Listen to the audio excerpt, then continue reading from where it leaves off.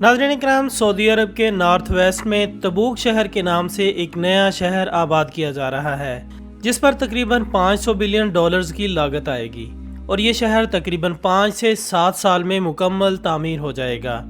अमरीकी माहिरीन ने इस शहर की तामीर के लिए 2300 सफ़ात पर मुश्तमिल एक प्रपोजल पेश किया है, जिसमें इस शहर का नाम न्योम सिटी रखा गया है। इस शहर का इफ्तिताह सऊदी शहज़ादा मोहम्मद बिन सलमान ने सन 2017 में किया और ये बताया कि ये शहर दुनिया का सबसे जदीद तरीन शाहकार शहर होगा। न्योम का मतलब है जदीद मुस्तकबिल। इस शहर के बारे में बताने से पहले आपको ये बताता चलूँ कि इस दजाली शहर की तामीर से पहले सऊदीया में मदीना से कुछ फासला पर दजाल का महल भी तामीर कर दिया गया है, जिसके बारे में रसूलुल्लाह सल्लल्लाहु अलैहि वसल्लम ने 1400 साल पहले फरमा दिया था कि दजाल का खुरूज मशरिक की जानिब से होगा। वो निकलने के बाद ज़मीन पर हर एक शहर में जाएगा, लेकिन वो मक्का और मदीना में दाखिल ना हो पाएगा। उस वक्त मदीना के 7 दरवाजे होंगे और हर दरवाजे पर 2 फरिश्ते पहरा देंगे, जो कि इसे मदीना में दाखिल ना होने देंगे। नाज़रीन, एक और हदीस मुबारका में रसूलुल्लाह सल्लल्लाहु अलैहि वसल्लम ने फरमाया था कि ज़माना आखिर में जब दजाल मदीना में दाखिल ना हो पाएगा तो वो मदीना से बाहर एक पहाड़ी पर क़याम करेगा और मस्जिद नबवी की जानिब इशारा करके अपने साथियों से कहेगा कि वो देखो अहमद का सफ़ेद महल। रसूलुल्लाह सल्लल्लाहु अलैहि वसल्लम ने दजाल के क़याम के बारे में जिस पहाड़ी का जिक्र किया है वो आज जबल हबशी के नाम से जानी जाती है और इस मुकाम पर सऊदी हुकूमत की जानिब से एक महल भी तामीर किया जा चुका है, जिसे किंगडम पैलेस का नाम दिया गया है। इस पुरअसरार महल की बनावट बिल्कुल सेहूनी तर्ज के मुताबिक है। लाख इख्तलाफात के बावजूद सऊदी हुकूमत ने ना तो इस महल की तामीर रोकी और ना ही इसकी जगह तब्दील की गई है। तामीर के बाद ये महल अब तक वीरान पड़ा है और इस महल के अलावा इस पहाड़ी पर दूर दूर तक आबादी नहीं है। इस महल की जानिब जाने का सिर्फ एक ही रास्ता है और यहाँ किसी भी शख्स को जाने की इजाज़त नहीं है। इन्हीं वजूहात की बिना पर लोगों ने इस महल को दजाल महल का नाम दे रखा है। दजाल के इस महल के बारे में तफसीली वीडियो हमारे नॉलेज फैक्ट्री यूट्यूब चैनल पर पहले ही मौजूद है। अगर आप वो वीडियो देखना चाहें तो इस वीडियो की डिस्क्रिप्शन में आपको ये लिंक मिल जाएगा। दोस्तों, अब बात करते हैं इस शहर की, यानी न्योम शहर की। दरअसल ये दजाली शहर क़यामत की एक निशानी है, जिसका इफ्तिताह सऊदी शहज़ादा मोहम्मद बिन सलमान ने सन 2017 में किया है, जो कि तकरीबन 7 साल के अरसे में मुकम्मल होगा और ये शहर रेड सी के किनारे पर बनाया जाएगा, जिसके साथ उर्दन, मिस्र और इसराइल की सरहदें लगती हैं। इस शहर में ऐसी क्या बात है जो कि इसे क़यामत की निशानी से जोड़ा जा रहा है, या फिर इसका दजाल के साथ ऐसा क्या ताल्लुक है कि इसे दजाली शहर कहा जा रहा है?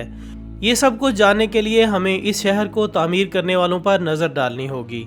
आखिर इतनी बड़ी रकम सऊदी अरब को दे कौन रहा है? इसका जवाब यकीनन इसराइल ही है। जी हाँ, इसराइल ही इस शहर की फंडिंग और तामीर कर रहा है। ये शहर सऊदीया में ज़रूर बन रहा है, मगर इसका कंट्रोल मुकम्मल तौर पर इसराइल के हाथ में होगा। दरअसल इस वक्त सेहूनी ताकतें सऊदी अरब पर कब्ज़ा करने का सोच रही हैं।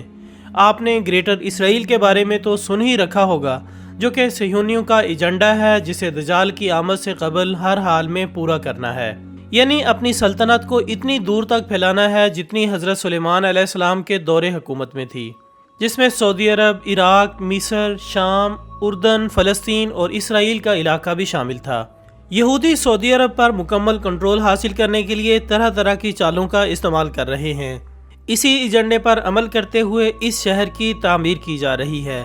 ये शहर ग्रेटर इसराइल का अहम तरीन शहर होगा और सबसे बड़ी बात, इस शहर में सऊदी अरब का कोई कानून लागू नहीं होगा। इस शहर का इफ्तिताह करने वाले सऊदी वलीअहद शहजादा सलमान इस वक्त सहयूनियों की पॉलिसियों पर अमल कर रहे हैं और इनके बारे में ये बात भी मशहूर है कि ये अपने काम में रुकावट बनने वालों को कैद कर देते हैं या फिर कत्ल कर देते हैं। जिन सऊदी ओहदेदारों ने इस शहर की पॉलिसियों पर एतराज़ किया था वो आज भी कैद खानों में हैं।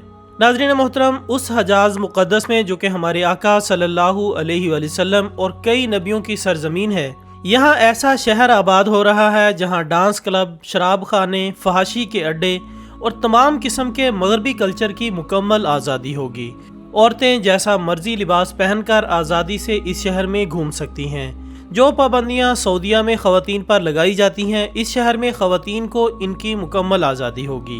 اس شہر کی تعمیر کے بعد یہاں کوئی اسلامی قانون لاگو نہیں ہوگا، بلکہ یہ شہر اپنے قوانین میں بالکل آزاد ہوگا۔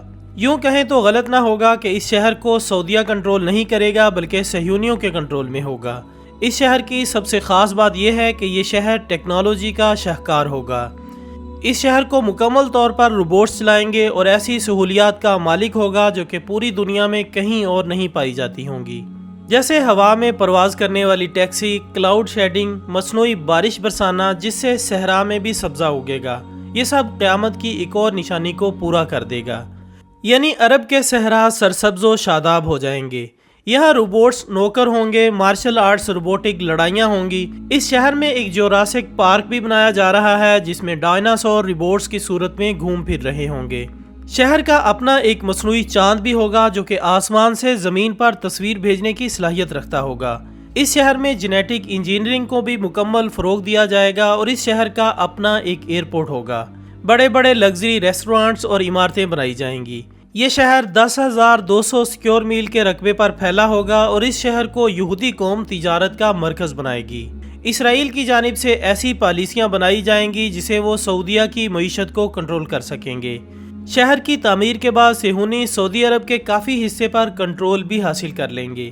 رہی بات سعودی بادشاہوں کی تو وہ اس وقت یہودیوں کے مکمل کنٹرول میں ہیں۔ دوستو، سعودی شاہی خاندان وہی آل سعود ہے جس نے خلافت عثمانیہ توڑنے میں یہود و نصارہ کے ساتھ بہترین کردار ادا کیا، جس پر انعام کے طور پر انہیں سعودیہ میں بادشاہت ملی۔ یہی وجہ ہے کہ عراق، شام اور لیبیا کی تباہی کے بعد بھی مسلم امہ کبھی اکٹھی نہ ہو سکی۔ الٹا سعودیہ نے اسلامی اطاعت کے نام پر اپنے ہی مسلمان بھائیوں یمنی مسلمانوں کا بھی قتل عام کیا۔ دوسری طرف سعودیہ نے قطر پر بھی یہ پابندیاں لگا دیں کہ یہ حماس کو سپورٹ کر رہا ہے۔ یاد رہے کہ حماس وہ تحریک ہے جو کہ فلسطین کی آزادی کے لیے لڑ رہی ہے۔ حالیہ پاک بھارت کشیدگی کے دوران بھی سعودی عرب نے نہتے کشمیریوں کے حق میں بولنے کے بجائے ان کی قاتل مودی حکومت کو 75 ارب ڈالر کی امداد دے ڈالی۔ ان سب حالات کو دیکھا جائے، جہاں یہودیوں کے مظالم ہوں، یہودیوں کے ناجائز قبضے ہوں یا فلسطینیوں کی بقا کی جنگ ہو، سعودیہ نے کھل کر اسرائیل ہی کی حمایت کی ہے۔ اس کے علاوہ مشرق وسطیٰ میں سعودی عرب اور ایران جنگ کے بادل بھی منڈلا رہے ہیں، اور آپ سبھی جانتے ہیں کہ دونوں جانب ایک دوسرے کے لیے شدید نفرت پائی جاتی ہے۔ جس وقت قطر نے ایران کا ساتھ دینے کا اعلان کیا، اس کے بعد سعودیہ نے قطر کے بائیکاٹ کا اعلان کر دیا۔ اس وقت تمام آل سعود اور آل مسعود قطر کے خلاف میدان میں آ گئے ہیں، جن میں سعودی عرب، مصر، متحدہ عرب امارات سمیت دیگر عرب ریاستیں شامل ہیں۔ عرب بادشاہوں کے یہ سب اعمال اس بات کو ظاہر کرتے ہیں کہ یہ بادشاہت پر بیٹھے صرف یہودیوں کی نوکری کر رہے ہیں۔ یہودی جس سرزمین پر گریٹر اسرائیل بنانا چاہتے ہیں، اس میں 5 اسلامی ممالک آتے ہیں، جن میں مصر، اردن، شام، عراق اور آدھے سے زیادہ سعودی عرب بھی شامل ہے۔ یہ وہ علاقہ ہے جسے 7 سمندر لگتے ہیں۔ دجال کی آمد سے قبل صہیونی ان علاقوں پر قبضہ 2 صورتوں میں حاصل کرنا چاہتے تھے۔ پہلا یہ کہ یہ ممالک اسرائیل کے ساتھ امن معاہدہ کر لیں، جس میں ان ممالک کی پالیسی صہیونی چلائیں گے مگر حکومت انہی ممالک کی ہوگی۔ دوسری آپشن جنگ کی تھی۔ اب تاریخ دیکھیں تو مصر، عرب اور اسرائیل کی 1948 کے بعد 3 جنگیں ہوئیں۔ آخر میں اردن اور مصر نے اسرائیل کے آگے گھٹنے ٹیک دیے اور امن معاہدہ کر لیا۔ شام اور عراق نے امن معاہدے پر دستخط نہیں کیے، جس کے نتیجے میں ان پر امریکہ کے ذریعے بڑا حملہ کر دیا گیا۔ 5واں ملک سعودی عرب خود ہے، جس کے رویے سے یہ بات کھل کر نظر آ رہی ہے کہ سعودی عرب بھی اسرائیل سے خفیہ امن معاہدہ کر چکا ہے یا پھر کرنے والا ہے۔ اگر آپ موجودہ حالات اور عرب بادشاہوں کے اسرائیل کی جانب بڑھتے قدموں پر نظر ڈالیں تو یہ بات ظاہر ہو جاتی ہے کہ جن علاقوں پر اسرائیل گریٹر اسرائیل بنانے جا رہا ہے، ان علاقوں پر کنٹرول اسرائیل کا ہی ہے، چاہے وہ عرب بادشاہوں کی شکل میں ہو یا امن معاہدے کی شکل میں۔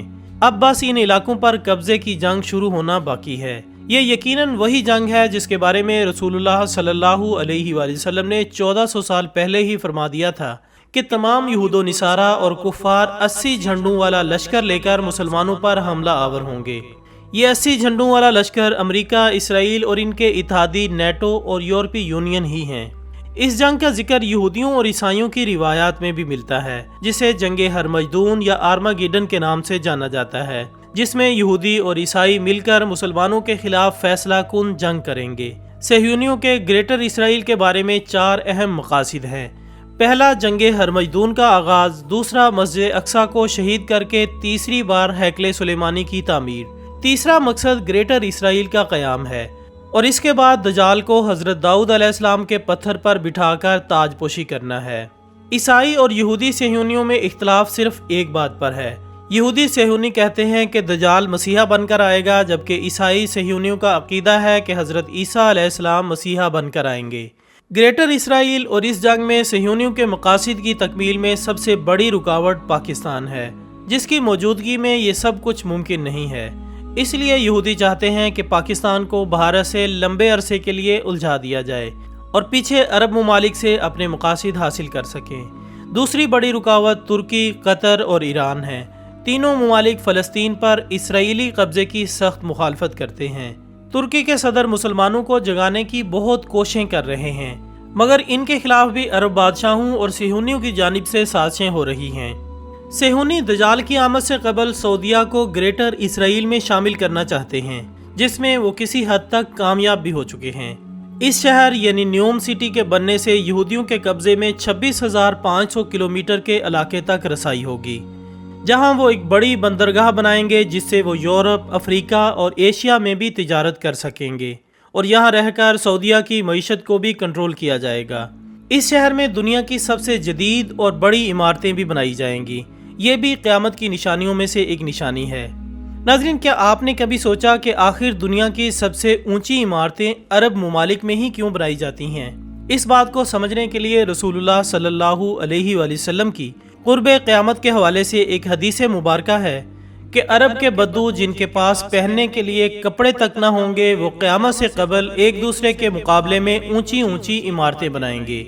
यही वजह है कि एडवांस तरीन टेक्नोलॉजी होने के बावजूद दुनिया की सबसे ऊंची इमारतें आपको अरब ममालिक में ही नज़र आएंगी। तो नाज़रीन, ये थी हमारी आज की मालूमाती वीडियो। हम उम्मीद करते हैं कि आपको ये वीडियो ज़रूर पसंद आई होगी। इस वीडियो से मुतालिक अपनी कीमती राय हम तक ज़रूर पहुँचाइएगा। इंशाअल्लाह बहुत जल्द दोबारा मुलाकात होगी एक और अच्छी सी वीडियो के साथ। तब तक अपना, दोस्तों, रिश्तेदारों और गिरदोनवाह के तमाम लोगों का बहुत ख्याल रखिएगा। अल्लाह हाफिज़।